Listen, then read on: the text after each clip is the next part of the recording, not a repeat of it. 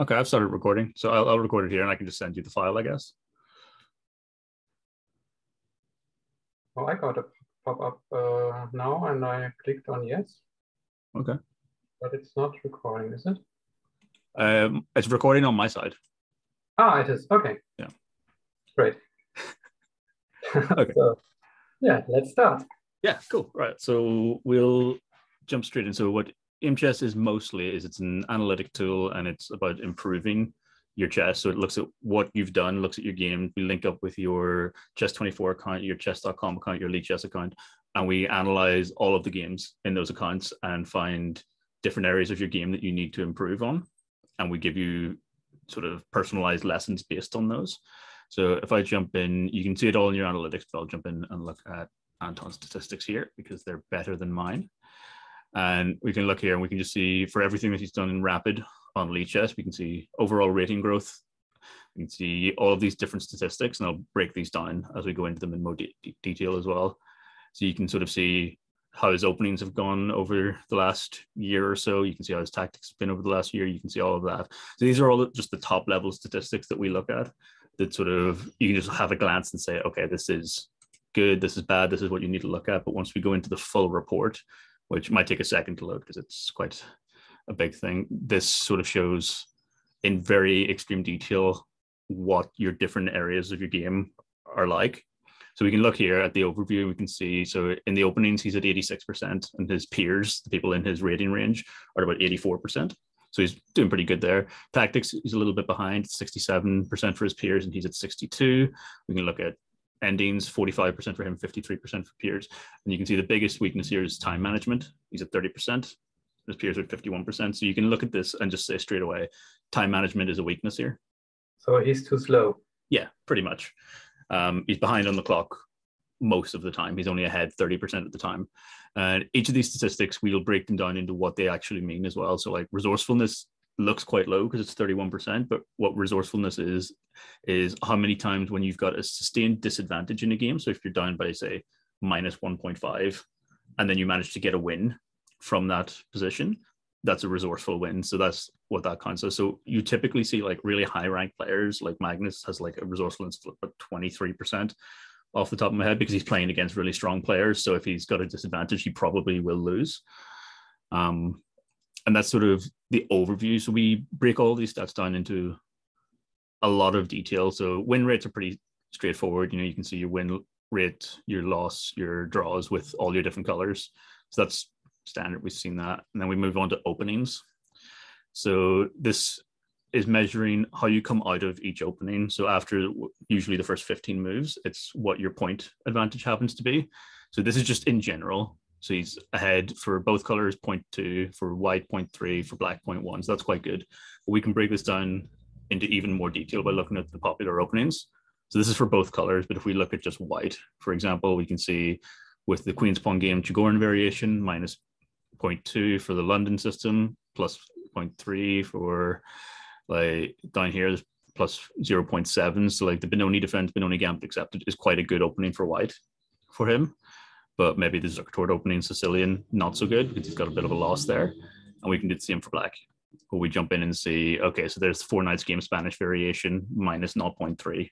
So as black, he needs to be careful about that opening. But 4 Knights game Italian variation, Noah gambit, that's working really well for him.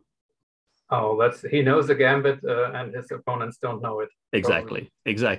So we can look at this and we can see sort of an overview of, okay, these openings are working, these openings aren't. And we kind of pull some of the most popular ones and give some advice on them. So on these are all like really strong openings. So we're like, okay, you should stick with those.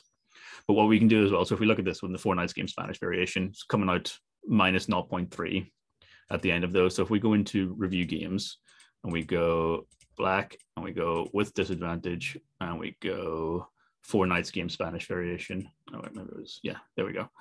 So we can look at these and we can see the games he played on Chess or chess.com. Yeah. So these are all the games he's played with black with that opening. And we can jump in and we can look at this and we can see exactly how it went. You can see he lost on time on this one, but he was also behind significantly anyway. And we can do that for any opening. So if I just switch this to both colors and we go like the Indian game, You can see these are all the games he's played with both colored for Indian. And if we go white, we can see 13 games for white. You see it up there. And we go black, there's 9 games for black. And again, we can click into any of these and see how the game went with the evaluation at the top. And if you like to analyze your games offline, or if you want to use other services to do that, we can always hit export games, and that will just export all of the games as a PGN. So you just get just one file of all of your games within those categories. So that's the review games thing. So with this one, you can break it down into individual openings, but we have review games categories for pretty much all of our statistics. So I'll go through those as we get there. So advantage capitalization, that's when you've got a sustained advantage in a game and then you manage to win the game. So usually this is quite a high thing, because if you've got an advantage, of course you're going to win. So when we're looking at these statistics, the top one here is if you've got more than 1.5 points ahead of your opponent for, it's usually about 3 moves is what we consider a sustained advantage, then he's winning 70% of those games. And if we look over here, people in the rating group 2000 to 2200 are winning 78%, and 2200 to 2400 winning 80%. So these kind of give you benchmarks for what you should be aiming for the next rating group. But we can see here, like if he's got +4, he's winning 82% of the games, which is quite good. But compared to his rating group, it's meant to be 87%. So that's maybe something where he needs to work on it. Usually with advantage capitalization, what we find is that it's typically a 1-move blunder or something like that that loses you the game in those situations. And again, we can jump into the review game section here. We can look at the lost or drawn positions, and we can see all the positions here where he had an advantage and then lost it. So if I jump into this one, for example, you can see in the evaluation right here, at this point, he was playing as white and he had the advantage, and that queen move was what gave him the disadvantage. And you can see the evaluation there go from Rook B1 should be the correct move, right? Yeah, exactly. And at that point, he lost the advantage there. And we can do that for any game where you had an advantage and lost it. You can also look at the games where you had an advantage and won. So in these ones, you'll see he had a bit of an advantage here and then managed to convert it into a massive victory at the end. But usually with this one, it's more interesting to look at the ones that you lost, where you were ahead and then managed to throw it away in some way. And again, we can always throw these all into a PGN and analyze them in any way you want to. So that's advantage capitalization. Resourcefulness, I've already mentioned, that's the opposites. That's where you have a sustained disadvantage. So if you're minus 1.5 for 3 moves or so, then you manage to actually convert that into a win. Usually this happens the opposite of advantage capitalization, where your opponent has a blunder and you manage to take advantage of it. Sometimes you do find it's just from really good positional play though. So we can see here, if we look at this, he's pretty much exactly on par with his own rating group. He's actually better here. So if he's got -3, he's winning 22%, and the 2000 to 2200 is only winning 20%. So he's actually doing quite well in regards to resourcefulness. And again, we can look here, we can look at the saved games. We can see like here, so this was a draw. It was quite an erratic game as well. Now let's see if we can find one that's got a little bit more of a, this one's a win here. Yeah, so this would be where the disadvantage was. And then, yeah, managed to get it from that bishop move, which is a blunder, and I'm not quite sure why, but because it just gives away the other bishop, of course it is. So yeah, so this is really good. If you look at the top level statistics, you can kind of see quickly where your issues are, and then you can go into these and you can really drill down and see which games are your problems or what kind of positions are your problems and that kind of thing. So that's sort of what we do these for. Tactics, this is about blunders, mistakes, inaccuracies and that kind of thing. So you can see here, he's pretty much right on par with his opponents. Is this 2.4 blunders per game? No. Yeah, it's the average, yeah. And then we can look here compared to his rating group. So he's doing well against his opponents, but for his rating group, he's actually blundering more, making more mistakes and more inaccuracies. So that's something that probably needs to be worked on. And again, you can see this compared to 2000 to 2200 and 2200 to 2400. And we can go into the per stage here and we can look here. So this is the opening. So he's making more mistakes in his opening. You can look at the middle game. Again, blunders not so much, but the mistakes and the inaccuracies more so than his opponents, and end games again. So this one can be quite useful because you find a lot of people might have like really, really good openings here where there's no blunders, but their end games are terrible. So you can really sort of identify what part of the game you need to focus on next. Yeah, that's a good one. Yeah. Because it tells you your weakest part of the game. Exactly. Yeah. Yeah. Yeah. So I mean, I think with chess, like a lot of people obsess over the opening. You know, you're like, oh, I need to learn all of these openings and that kind of thing. But oftentimes it's the mid game or the end game is the real problem. It's sort of. I've known this, but always without having numbers for it. But there you get some concrete statistics about that. Exactly. Yeah. End game. This is just a sort of a measure of how many end games you're winning. So in this case, overall, it's 45% compared to his reading group, which is 53, and the next reading group up is 56. And we can look here at how the end games actually are. So in equal end games, he's only winning 33% of them. In end games with an advantage, 79%, and in end games with a disadvantage, 8%. So again, you can see here, like end games with an advantage, he's doing fine. He's a little bit behind, but it's not a big deal. But equal end games, this should be a lot higher. You know, it should be probably about 50% really, because it's an equal end game. So that's something where you should probably start focusing on learning end game tactics and things like that. And again, we can jump into the review games here and we can look at all the equal end games. And we can see like this one he lost. So we can pull it here. So it was equal at this point here. From here, he could have got a draw. And then that was the blunder that lost the game. And we can do this for every single game. So you can go through and sort of start to identify what kind of blunders are you making an awful lot. Sorry, was that a back rank checkmate that he oversaw? Let me check it. Yeah, actually it would have been. He was. Yeah. White could have done that, I think. Yeah. Oh no, he couldn't because it's pinned. After the knight move. It's pinned. Oh, okay. Yeah. So. Yeah. But it was still a blunder. Okay. Yeah, and then at this point, it's just a case of White capturing all the pieces with the rook. So it was yeah. So it was a tricky one, but it was at that point it was a dead draw, so it should have come out as being a draw. Like this is another one where he lost. So where's the point? Where's the draw? Right here. And this was actually a draw for quite a few moves. And then that king move was what gave it away. It looked like it might have gone back to being a draw. Not quite, but it was close. So with these, you can kind of look through and see, okay, so these are all end games where at some point you could have pulled it out completely as a draw. And you can look and see what kind of moves are you making, what kind of mistakes are you overlooking that are letting your opponents win these. Time management, this is fairly straightforward. This is just talking about games where you won based on your clock. So we've already sort of established that he's behind 70% of his moves. So that's not a great thing. So you can see here, he wins 28 of the games compared to 13 losses for when he had 20% more on his clock than his opponents. Where the game is roughly, where the time is equal, he's winning quite a lot of them, but when he's behind, he's losing a lot. And because he's behind so often, that's a problem. And what we can do is we can look at these. These are really interesting statistics. So this is based on whenever you take a long time to think what move you play next.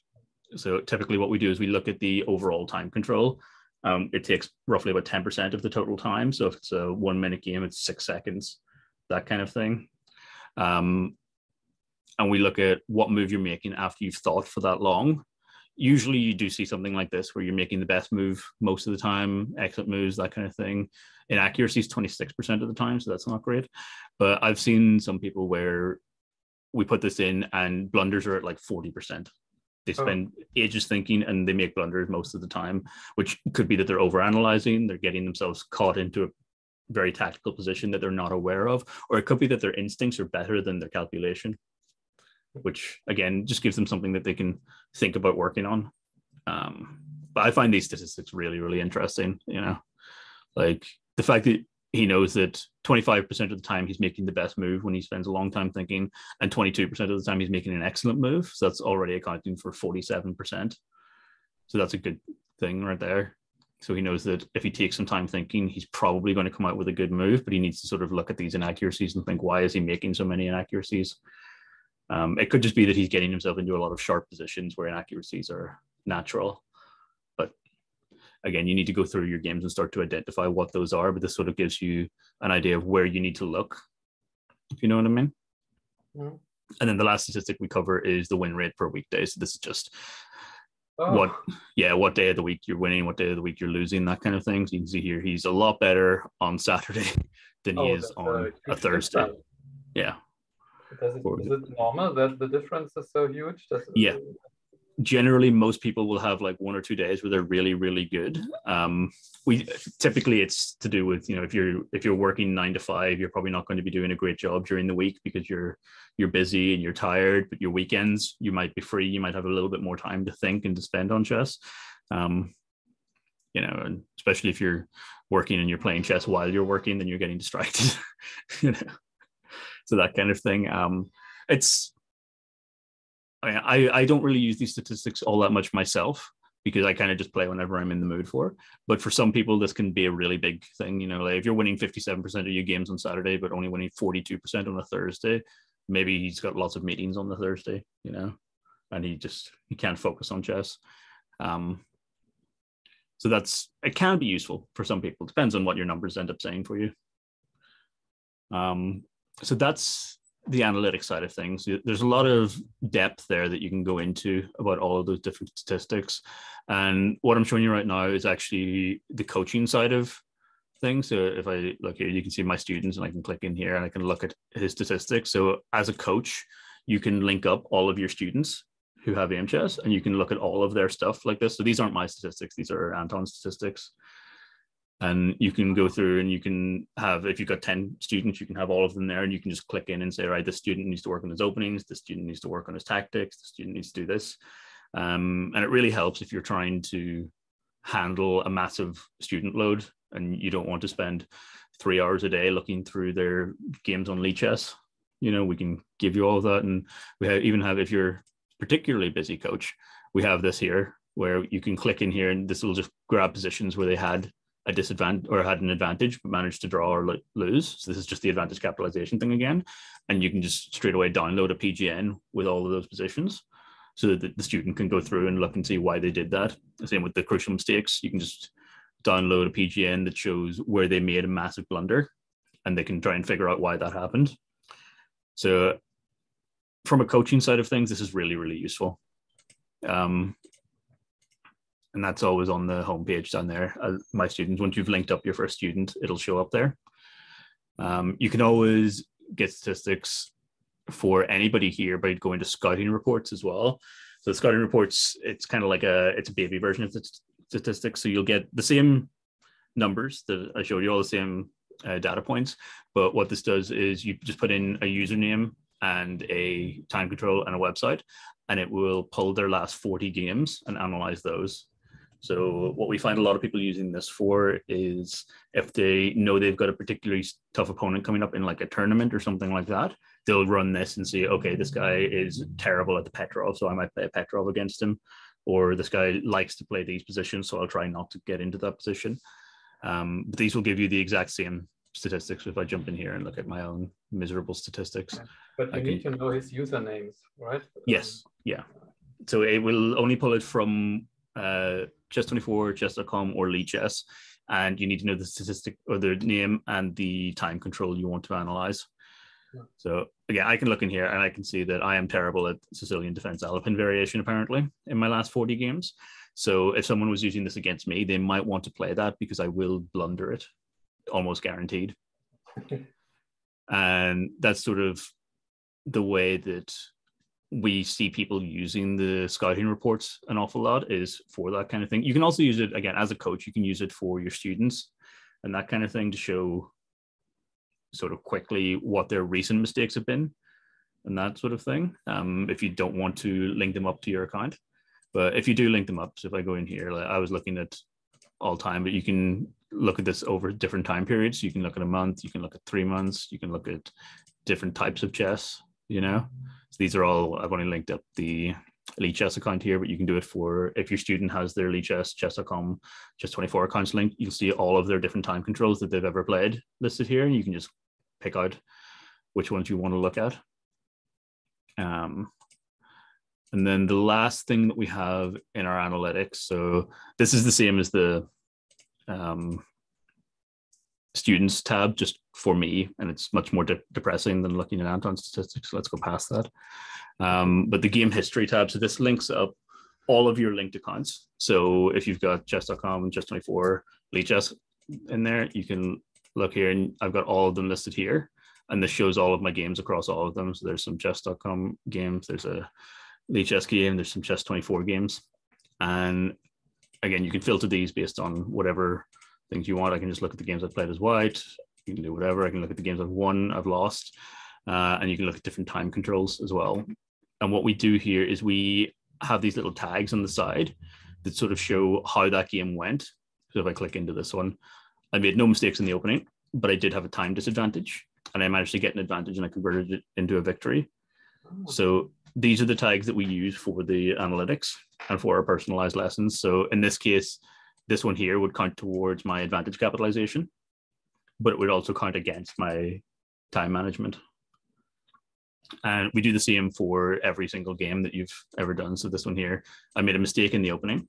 I had a significant time disadvantage, saved the lost position, and I converted an advantage into a victory. So this one is both resourcefulness and advantage capitalization, because I was lost at one point and then I managed to sustain an advantage and get it to a win. So you can look through any of your games on any of your services there, which it can be handy for people who do play across a lot of websites, because obviously looking through your different games on those different websites can be quite difficult if you want to compare them all.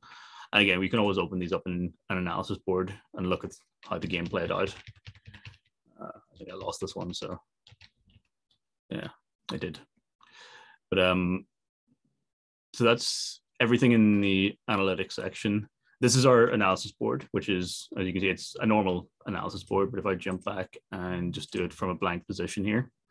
So normal stuff, we can play whatever we want on here and it will give you analysis. So if we give like a Petrov here, sort of shows that it's plus 1.19 for white. You can see the possible lines there. I can move it to more lines. I can change the depth of the engine. It'll take a little time to think and that kind of thing.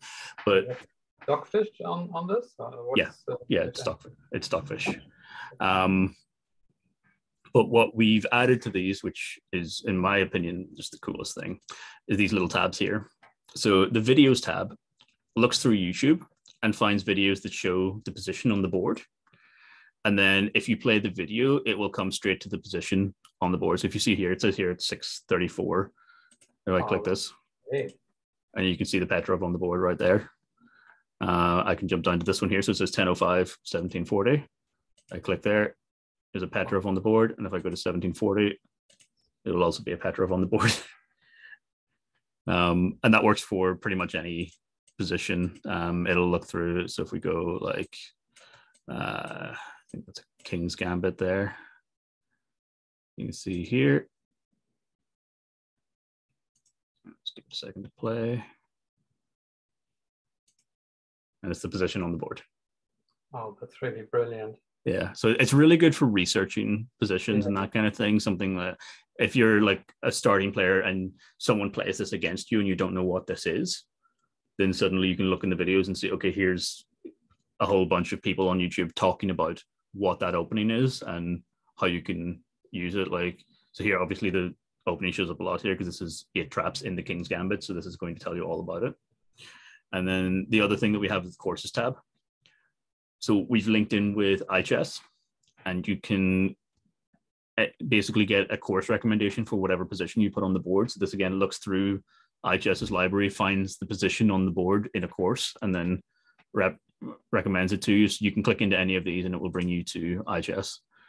And there you go. So there's the course about the King's Gambit.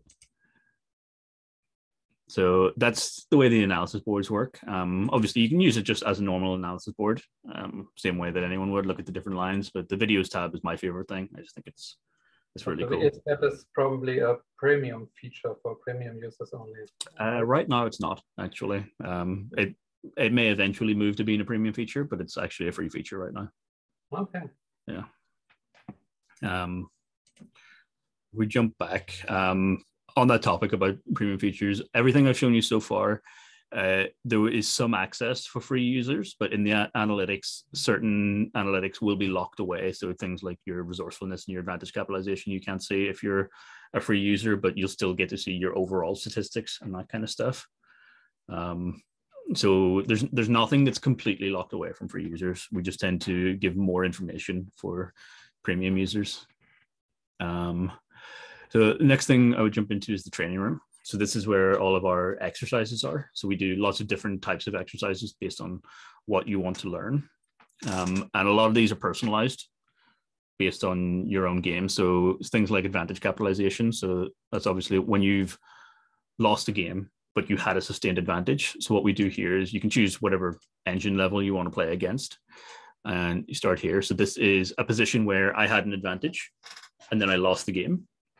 And I just have to play this out. I just have to play this against a computer and try and win instead of losing it this time. And if I click down here, it will bring me straight to the game that I lost. And I can jump back and we can see the whole thing. It's somewhere around there was the position. That was earlier than that. But yeah, this is the game where that position came up. But yeah, so in fact, you can see right there is the move that I played. I played bishop h3. Okay, maybe you should have played bishop f6. I don't know. Yeah, it's a tough position in fairness. Yeah, bishop f6 looks good. What happens if you play bishop f6 now? Does it tell you right or wrong? Or? No, in this one, I could play anything I want. I could blunder away. I just have to play this game against the computer and try and win. Okay. So it doesn't matter if you play the right move or the wrong move. It's just about trying to find the win. So if I play bishop f6, this will think for a second and it'll play ahead. And we can just play through the entire game like this until I win. And you can always just skip and restart if you've made a mistake. So like if I did something like that, and then it takes, because of course it does, I can always just restart if I want to, or I can hit next and go on to the next game that I lost after having an advantage. So these positions are just, it's really tricky because you know you're winning when you start this game, but you need to find the right way to win. And obviously when you start these lessons, you can control how strong the engine is. So obviously 20 is kind of strong, but you can sort of decide where you want to be in terms of how tough the engine is going to play against you. Most people prefer to play it strong because you're going in with an advantage. With those ones, those will always be taken from your own games. Same thing goes for retry mistakes. So if I click in here, this is a position where I made a blunder of some sort, and I just need to find the best move, or at the very least, a good move. And again, if I click down in here, it will show the game where I made the blunder. Yeah, let's jump back a bit. Yeah, it's probably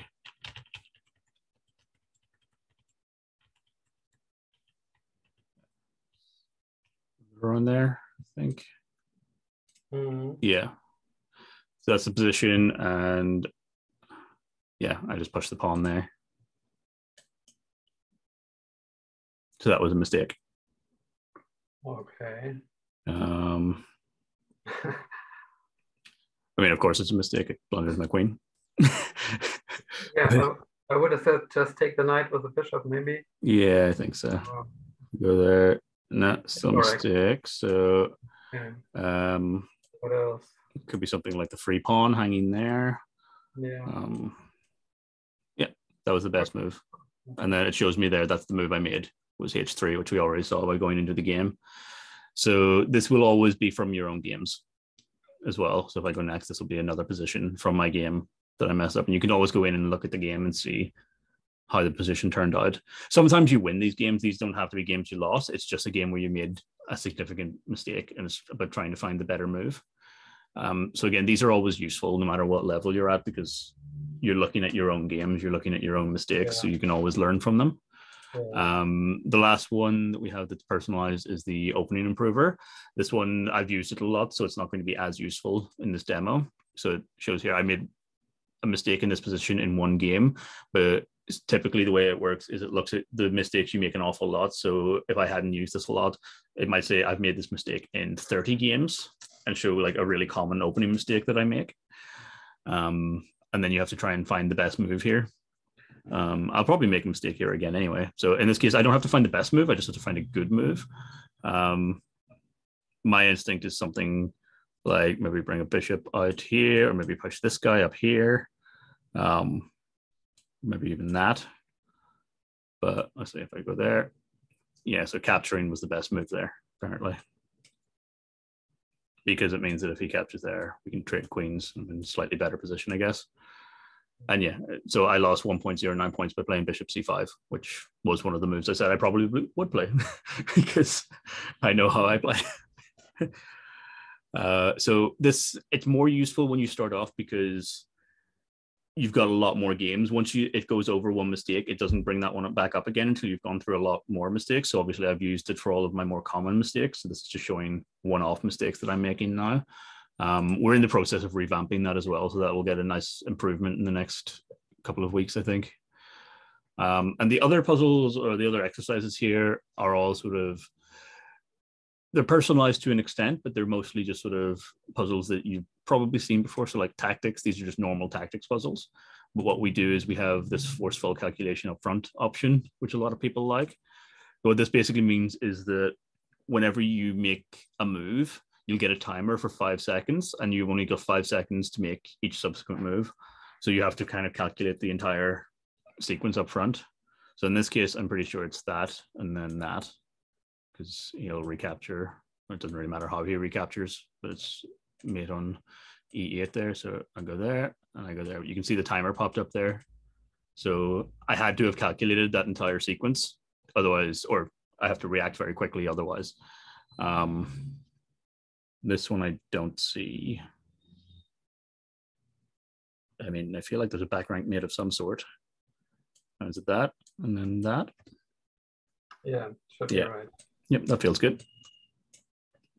And again, you can see the timer popped up there. So people like the full calculation mode because it does make you plan it out, especially when you get to the higher ranks. Obviously, I'm like 1,300 on these puzzles at the moment. But once you hit like 1,600, 1,700, you start getting maybe 5 move sequences, and you really need to plan out every single possible variation.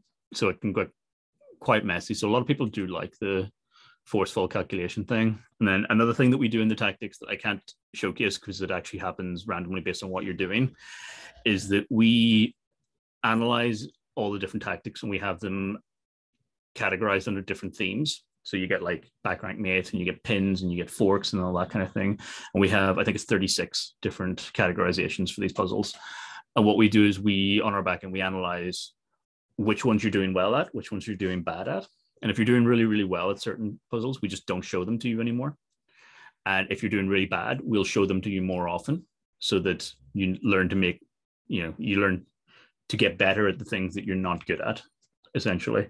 So we typically will pop up and say, this is a puzzle about forks and you're having difficulty with these, but you got this one right, so good job. We won't tell you until after you've completed the puzzle, because obviously telling you it's about a fork can give you an advantage. But that's sort of the way that we try and improve that. And then we also do personalized repetitions, which is if you make a mistake on a puzzle, say if you did one 2 or 3 days ago and you got it wrong, you might see it again today, and we'll pop up at the end and say, if you get it right this time, we'll pop up and say, oh, good job. You made a mistake on this one a few days ago and you've got it right this time. So you're getting better. And it's just to make sure that you're actually learning from your own mistakes, because you can do a puzzle once and then be like, okay, well, I've learned that. But if you don't try it again, you don't know if you've actually learned it or not. So we like to sort of do that reinforcement learning thing. We can jump through a few others of these. The visualization practice. This is mostly about training your memory, your board memory, and that kind of thing. So this one asks you to remember the positions. So you got pawns there, knights there. I'm going to forget this. So how many checks but not mates does white have? I think they've only got one. That's too difficult for me. Yeah, I think the black king was there and the white knight was there. So I think the knight can go there. It wasn't one. What's the other? Oh, you can go there as well. Yeah. So these can be kind of tricky. Yeah, that's cool. Yeah, they give you lots of different kinds of things as well. So I say that every time I've tried to demo this to someone, it gives me the same kind of question 3 times in a row, but there are lots of different kinds of questions. So yeah, see how many checks, but not mips as White have. I didn't actually pay attention this time, but there was a rook, so I'm guessing it's at least 2. Yeah. Yeah, so here we go. So this one is just deliver a checkmate. I didn't actually look at the position, so I can't do it. But we can jump back and we can just, yeah, so it's just going to be a back rank mate there. So we can do that.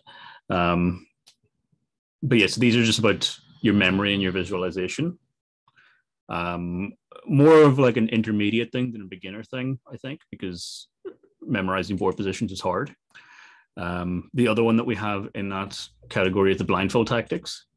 We jump up into hard mode because that's most fun. So this gives you a board with no pieces, and we just list the pieces down here, and you have to complete it as if it's just a normal tactics puzzle. And I can't do it.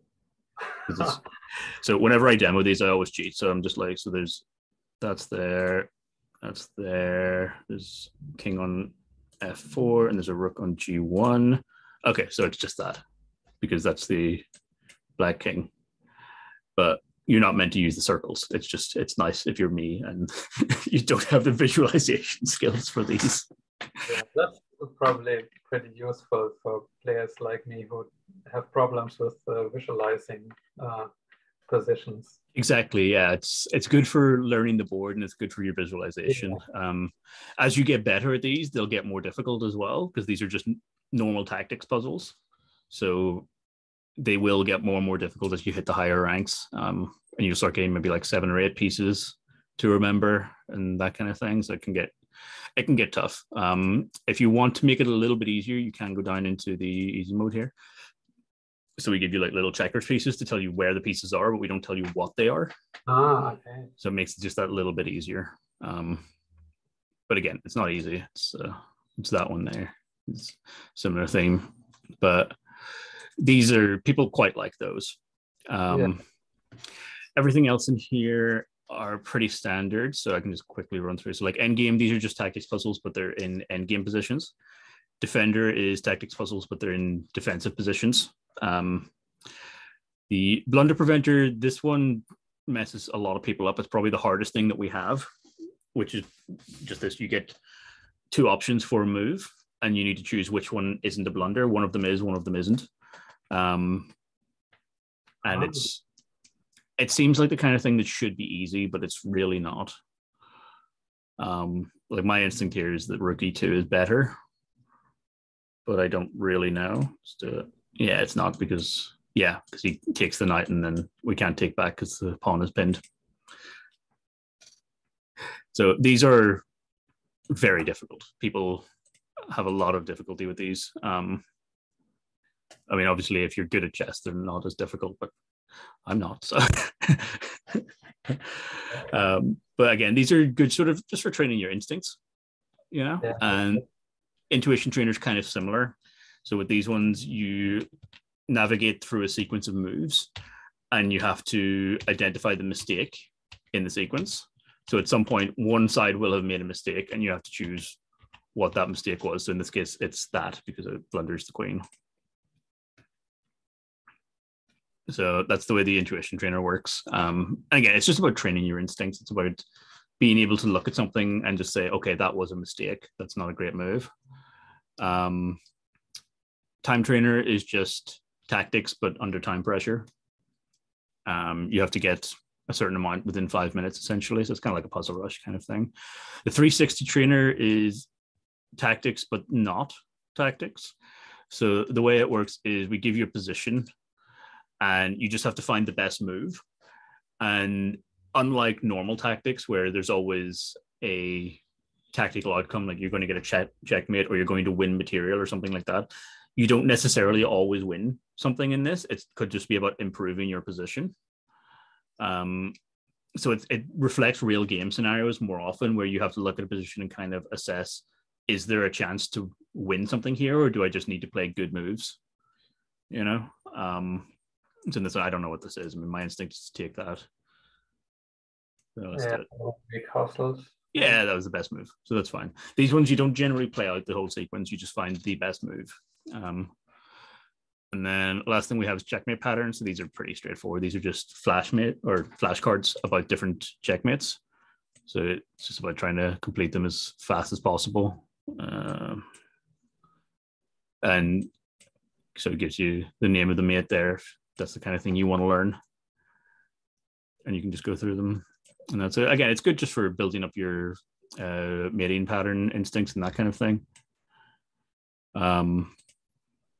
There's 35 in there. So that's the training room. About half of these are available for free users, and then the other half are locked away for premium. Can you tell something about the price, please? How much is premium account and so on? Yeah, of course. So we do a monthly subscription at $7.99, or you can get an annual subscription for $56.99.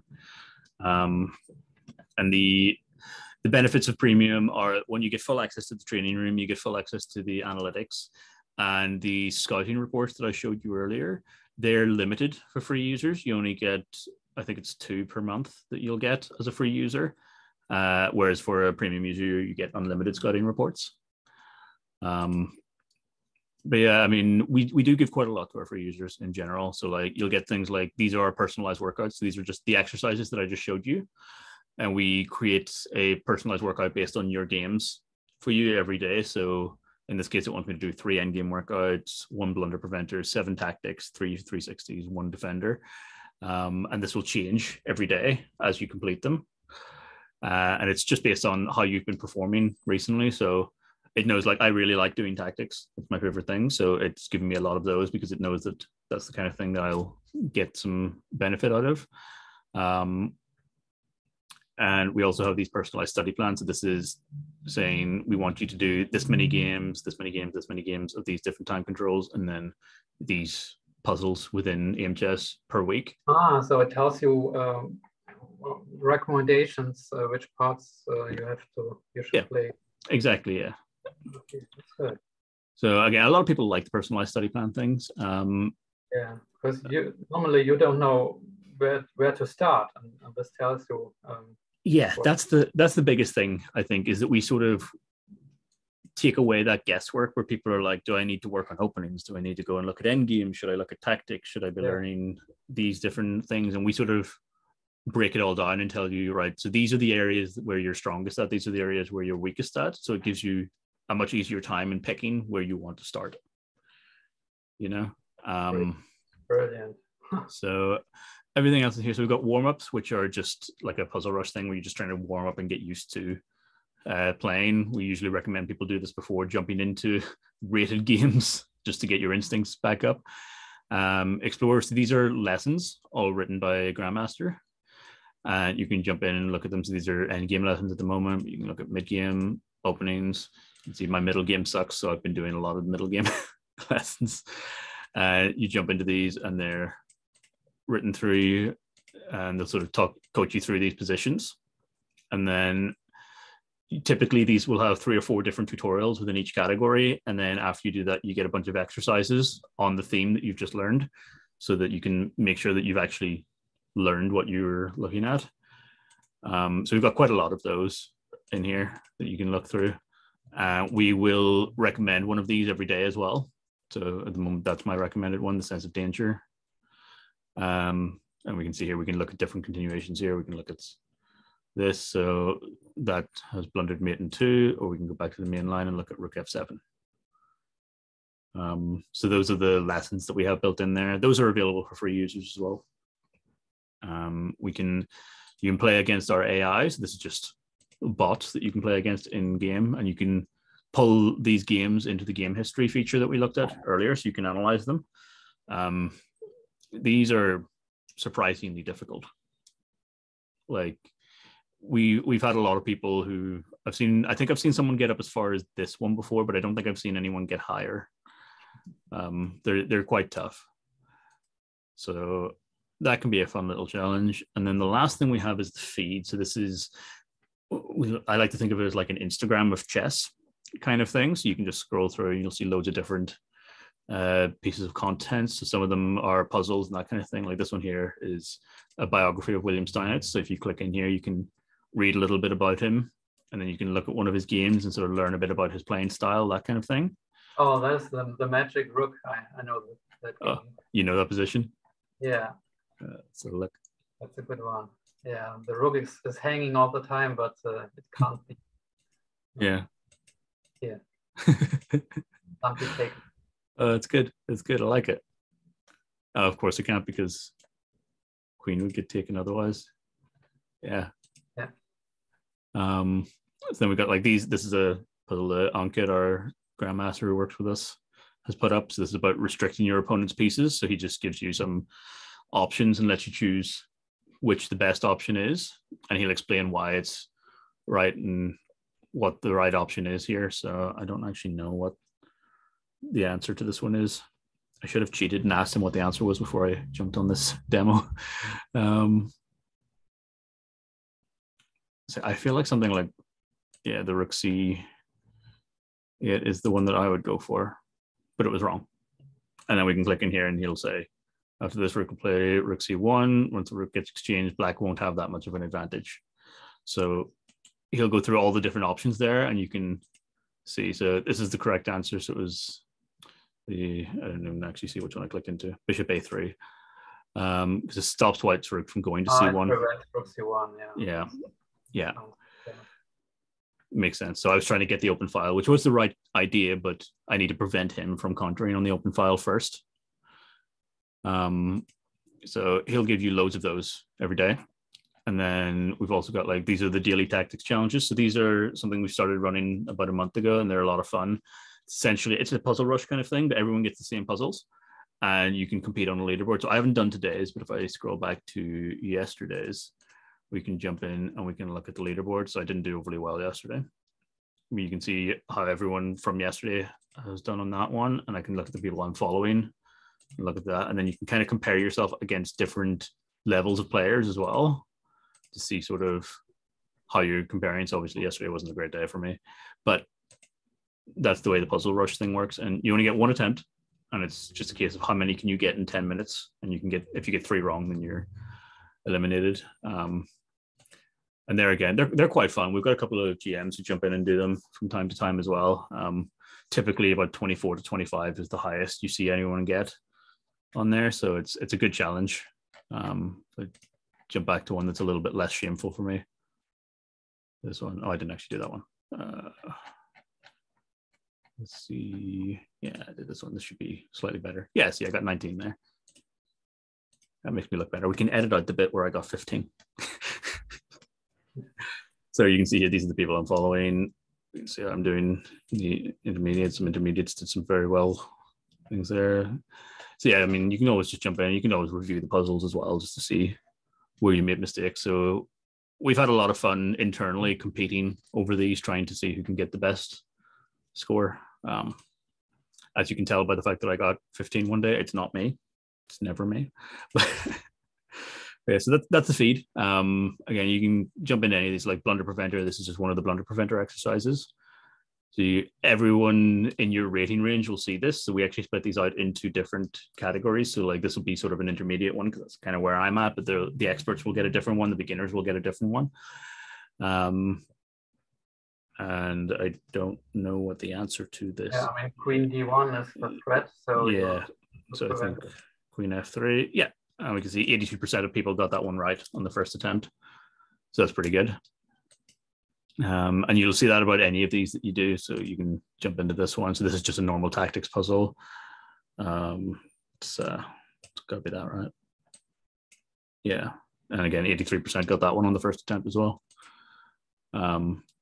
And that's the feed. So you'll get lots of different content on there. We also share some video content from time to time, just some updates about the app, just anything. It's like our own little internal social media tool. Yeah, mixed content. Yeah, pretty much. And that's pretty much everything. If there's any questions you've got, feel free to jump in. Well, that's a lot, and I knew that you can analyze openings and so on, but I didn't know that there were so many features. So I'm really surprised. Yeah, no, we're very proud of all the little features that we've added in, but I think sometimes they're a little bit hidden. There's a lot of little features there that are kind of cool, but we don't shout about them all that much, so people don't know too much about them. So yeah. Can you tell me a little bit more about Aimchess itself? Does it belong to the Magnus Carlsen group, or is it how? So Aimchess started up just as an independent thing, just doing kind of what you're seeing here, so like our analytics side of things. We got acquired by the Play Magnus group last year, and we sort of expanded since then. So we've added things like the feed, like the ability to play against AI, like some of our exercises, and even some of the analytics we've added since then. But yeah, we're part of the Play Magnus group, so that's why we're working with, like, that's how we linked in with Chess24 and that kind of thing, because most sites don't link or can't link in with Chess24 because they don't allow them. So we've got that little advantage there. So yeah, that's what we're about. Yeah. Okay. And of course, I have to tell the viewers that there is a promo code, Schachgeflüster 30, which you can use for the, I think it gives you a discount of 30% for the first month, right? Yep, that's correct. Yeah, it'll be 30% for the first month. Okay, so you can play around a little bit and see if you like it. And also, of course, there is a free account where you can use and try out some of the tools. Yeah, and great. Even without signing up, if you go to aimchess.com/try, you can put in your username and get like a really basic version of the statistics, just to see a really quick idea of what we can do as well. Okay. And this demo is it just for me, or do you offer it to any interested person? I could offer it to any interested person. It depends. But yeah, generally, I'm happy to jump into a demo with anyone. All right. So yeah, that's a great offer, and maybe one or two of my listeners will contact you. Yeah. How can they contact you? What's the best way to reach out to you? They can email me at daniel@aimchess.com, or if they message any of our social media like Facebook, Instagram, Twitter, that's always me anyway. Okay, so you are also the social media guy at Aimchess. Yes, I'm the one who does all the memes. Okay. Yeah, thank you, Daniel. I don't want to steal more of your time. That was really interesting. Yeah, it's no problem at all. Yeah, so if you could send me the Aufzeichnung, the recording, I would be very thankful. Oh, no worries. Let me stop that now.